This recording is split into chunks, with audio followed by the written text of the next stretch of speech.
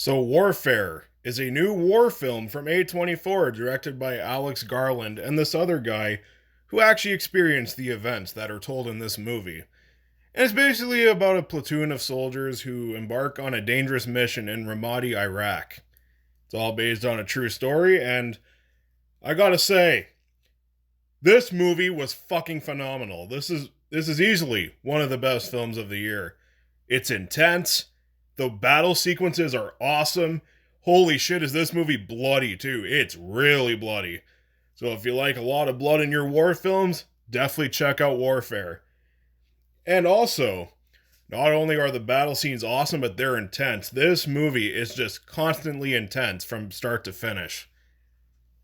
It's also really well acted too. It's everything that I can praise about this movie is here. It's well made, beautifully shot, it has intense battles, it's gory, very well acted. I think I said that already, but I can gush all day about Warfare. And it's also an hour and 40 minutes or some shit. It's not like a 2.5 hour to 3 hour war movie. And it's fast paced, so just want a nice, short and sweet war movie. Gets you all the thrills that you want. Intensity, brutality, great performances. Warfare is your movie. I don't have a single problem with Warfare. It's easily one of the best films of the year. Check it out.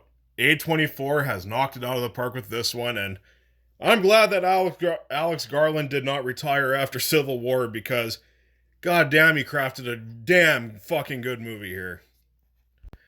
I am going to give Warfare an A+.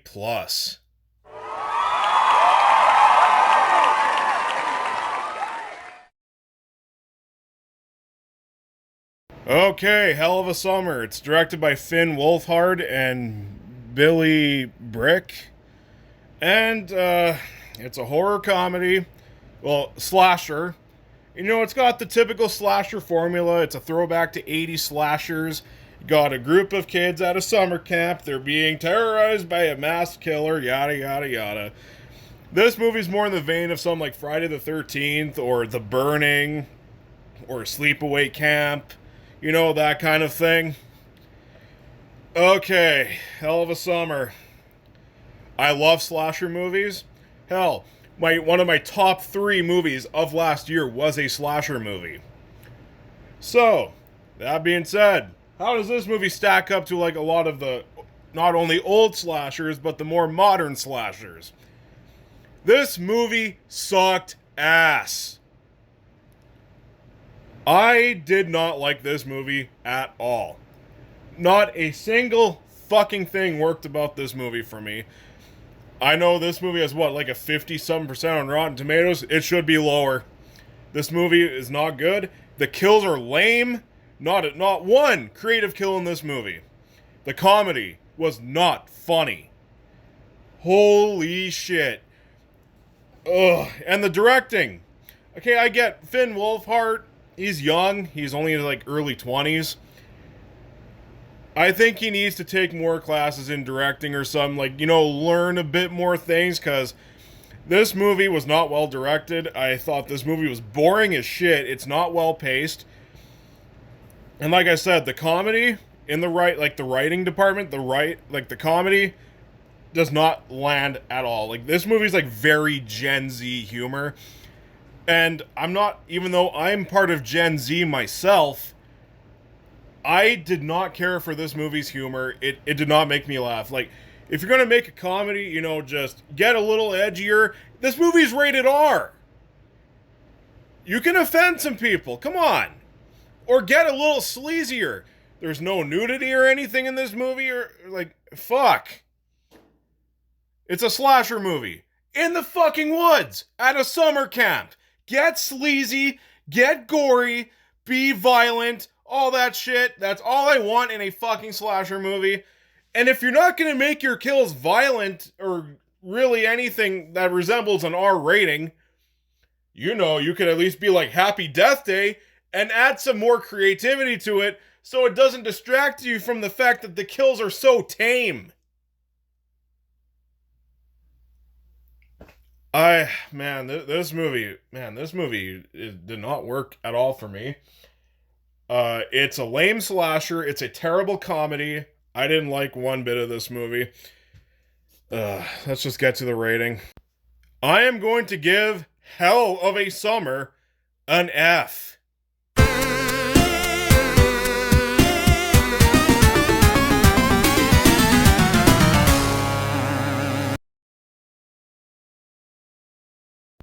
Now getting to a movie I enjoyed a hell of a lot more than Hell of a Summer, The Accountant 2. This time, it's about Matthew Wolff, who puts his skills to the test and at work to help uncover the murder mystery of a treasury chief who got murdered.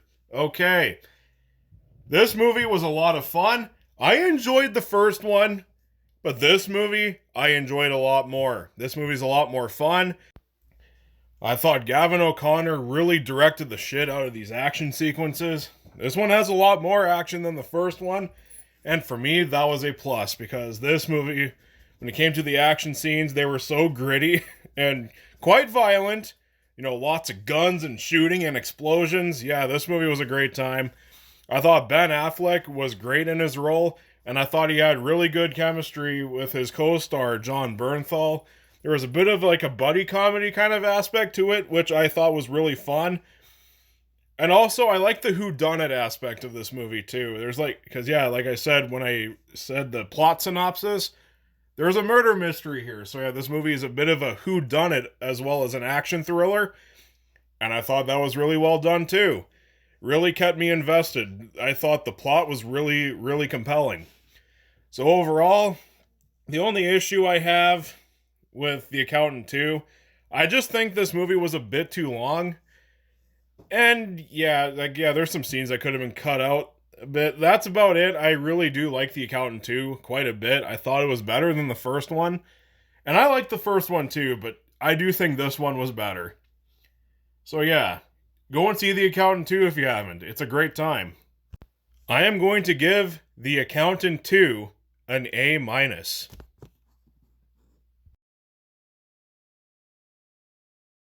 Until Dawn is based on the excellent video game of the same name and is directed by David F. Sandberg.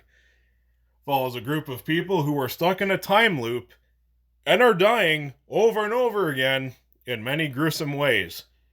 And then they have to figure out a way to survive until dawn. Okay, Until Dawn. Like I said, the video game is great. Now let's talk about the movie. And what did I think about the movie? It's fine. I don't think it's one of the best of the year or anything, and it's not as good as I was hoping it would be. But I still had a decent time. If you like some jump scares, this movie's got them. I will say the jump scares didn't bother me. But the best part of this movie is all the violence that this movie has. There's lots of gore, gruesome ways that people die in this movie. That was the best part of this movie, in my opinion, because I love gore. This movie gave me a lot of it. Definitely a lot more than that piece of shit fucking slasher movie, Hell of a Summer. Okay. I thought the characters, they were serviceable. Nothing really special about them. Kind of a shame because I do love the characters in the game. And plus all the stupid shit you can do with them in the game as well, like killing every single one of them off. That was my favorite part of playing Until Dawn. Just figuring out all the ways you could kill off these characters. But in this movie, yeah, like I didn't really care much about the characters, but I did enjoy seeing them die over and over again. But really, that's kind of a flaw because you're supposed to care about these characters, and the movie doesn't really do that great of a job with it. And also, when it comes to being a horror movie, especially like a video game adaptation, this movie doesn't really do anything new or special. It's just kind of eh. But if you just want to see a perfectly fine, entertaining gore horror movie, Until Dawn is not a bad way to kill off an hour and a half. Just don't expect anything too special and don't expect anything better than the game. Just keep your expectations in check. You might have yourself a decent time. I am going to give Until Dawn a B.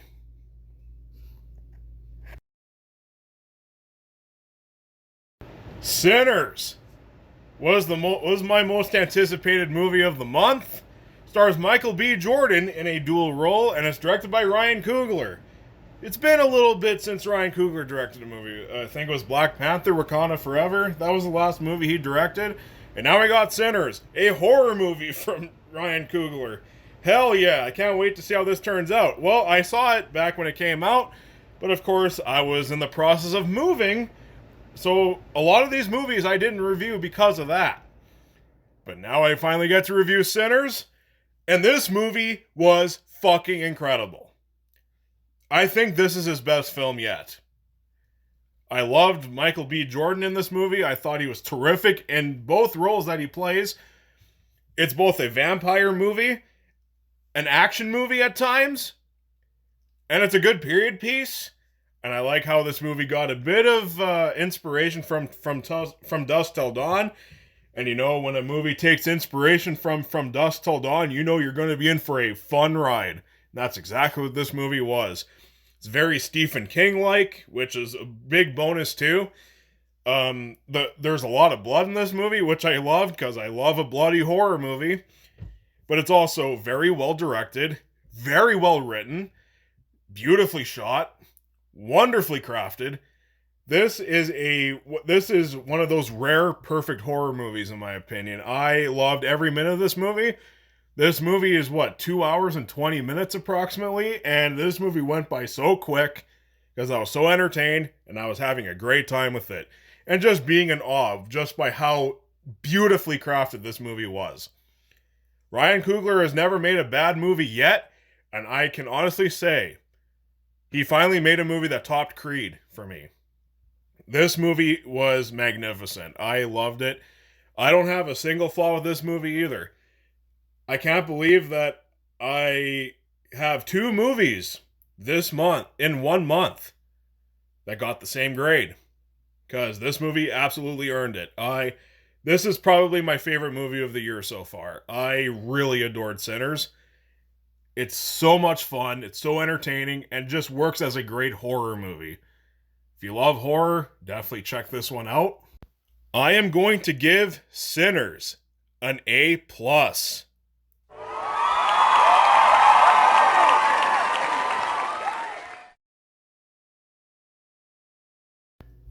Drop is the latest movie from Blumhouse. Yeah, Blumhouse. Because, they've had the best name in the past couple of years. And it's directed by Christopher Landon. So yeah, I expect something good from him. Because he's made a few good movies in the past few years. And it's a Hitchcockian thriller about this woman. She's a widow, and she goes on her first date in many years, and the date turns bad when she gets bombarded by a bunch of threatening texts during their upscale dinner. Okay, Drop. It's a new Blumhouse movie, and so because it's Blumhouse, I kind of, was a little hesitant, but they surprised me earlier this year with Wolfman. I know a lot of people didn't like Wolfman, but I was one of the few who did enjoy it. I thought it was a fun body horror, monster movie. Now we got Drop, and I gotta say, I loved it. Yeah, I loved Drop. It was a damn good movie. April was full of good movies. I sure hope May continues this track record, because despite a couple of missteps in April was a damn good month. And I gotta say, Drop was one of those really good movies. It was very suspenseful, very tightly paced. It's an hour and a half, so it doesn't go by too long. I was really, really invested in everything that was going on in this movie. This movie is one of those few that really keeps you on the edge of your seat. Christopher Landon did a wonderful job directing this movie. I mean, I enjoyed the 2 Happy Death Day movies, but I loved his last movie that he made. Not the Netflix one, the fucking other Blumhouse one. Freaky! I loved Freaky. So, after seeing that, I was really hyped for this movie, and this movie did not disappoint. I really had a blast with this one. Now, is it 100% perfect like I thought Sinners was? No, there's a a little bit of like somewhat kind of iffy dialogue going on at some points, but overall, I thought Drop was a terrific movie, very thrilling, very exciting, really kept you guessing, very compelling, a ton of fun, really well acted too.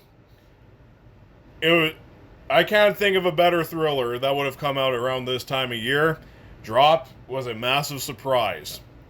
I was not expecting much going in, but I got a great movie. Just maybe a flaw or two here and there, but I could let that slide because I had such a good time. Really, check this one out if you haven't.